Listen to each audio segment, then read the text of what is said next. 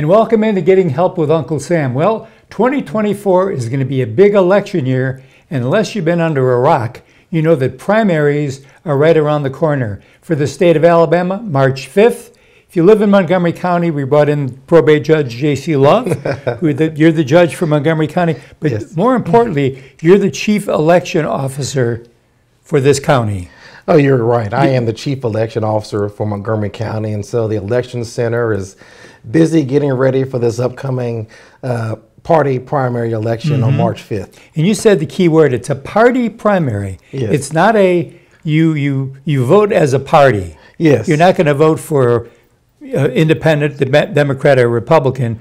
You're voting who you want to see on the November ballot. Yes, you're voting for the party nominee. So you will come in and declare a party, Democrat or Republican Party, and there will be a slate of candidates. Can there be an independent too, if there happens to be an independent? Well, there won't be an independent because they don't have filed to be a part of this primary. And so there is a provision that you may see them depending on the particular race in the November election, but there are none that are slated to be voted on for this March 5th primary. Okay. And the reason I ask that is our viewers are probably saying, well, what about an independent? Yes. So we want to make sure all bases are covered from that perspective. Well, those are people who don't identify with any party, and so this is really a party primary election for Democrat or Republican.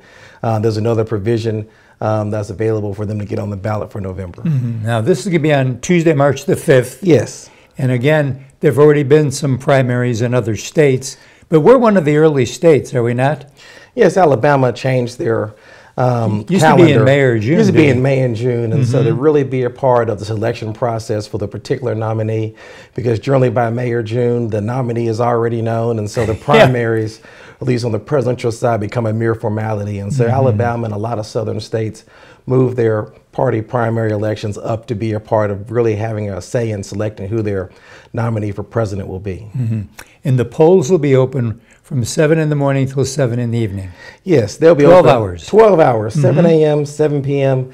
If any voter is in line at 7 still waiting to vote, we'll hold the precinct open to make sure they get a chance to vote. But generally that 12 And what you can do, if you're standing in line at 7 o'clock, they'll put somebody behind that person. Yes. So if it's 7:02 and somebody shows up, it's too late. Well, you're right about that. And one thing we will be doing during this election, and what we've done since 2020, is that voters can be able to go to our website, or if they have our mobile app, and see what the wait times are at our precincts. So we know a lot of voters will be going before they go to work, on their lunch hour, when they're coming home from work, and so they'll be able to see what the wait times are as they're planning their trip to the polls to go vote. Now, obviously, we're in Montgomery County. You're in Montgomery County. This show goes across probably about 20 different counties. So there's an equivalent to you in each county. So if you're in Autauga County, Elmore County, Butler County, pretty much things are going to be about the same. But they'll be run by the probate judge in each one of those counties, right? Yes, each probate judge in each of our 67 counties will be handling and overseeing the election in their respective county. And so I'll tell any voter who may be watching, if they have any questions regarding their voting status, to call your county's board of registrars, because they're the group that oversees the election, the voter registration list. So where are you voting? If you are an active voter, call them. And the circuit clerks in each county oversee the absentee voting. And so you have any questions about absentee voting, where to go, where your ballot is, if you haven't received it in the mail, call them. And so all the probate judges, we're up on election day, making sure election day goes smooth. So when does absentee balloting begin, and when does it end here in Alabama? Well, it began back on January 10th. So absentee voting is now underway. If you want to do it, you can be doing it right now. And so the deadline to mail in your application is February 27th. You can hand deliver it up until February 29th. And then once you've received your ballot, then you have 2 deadlines. You can hand deliver it up until Monday, March 4th at 5 p.m. To the absentee election manager for your particular county here at the Montgomery County Courthouse, 251 South Lawrence Street.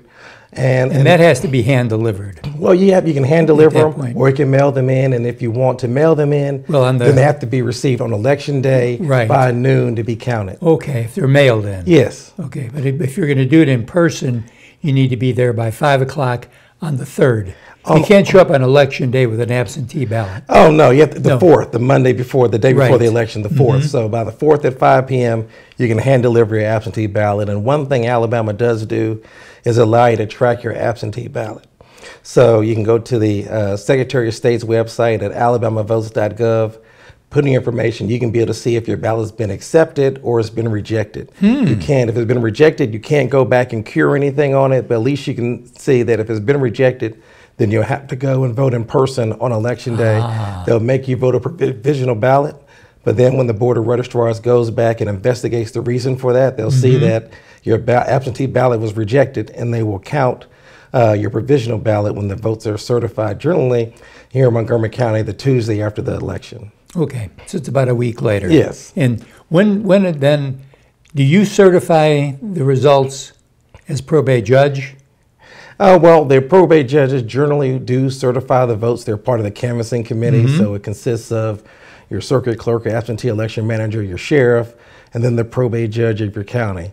But, you know, since I'm up on the ballot, I will not be participating in it this time. Yes. But generally in each county, you'll find the probate judge will be serving as part of the county canvassing committee. And will there be I guess they still call it poll watchers, people that are going to be at the polls that, of course, obviously, it's just a party thing. So, but you can still say, you know, I went in and did so many for Jack. Oh, yes. And build it and get a chance to win. Yeah. Well, you know, all the political parties, they can have poll watchers there, but also the candidates. If you want to have someone inside watching the vote being conducted, then you're able to do that as well. But we train our staff very heavily on how to properly conduct an election, and they're well trained. We've had people who've been a part of working with us for 20 plus years. Wow. But that is a right that the candidates and the parties have to have someone in there watching the vote be conducted. Okay, well, thank you for what you do. And just remember, it's March the 5th. It's right around the corner. You can absentee vote or show up on that day, and we'll be right back right after this.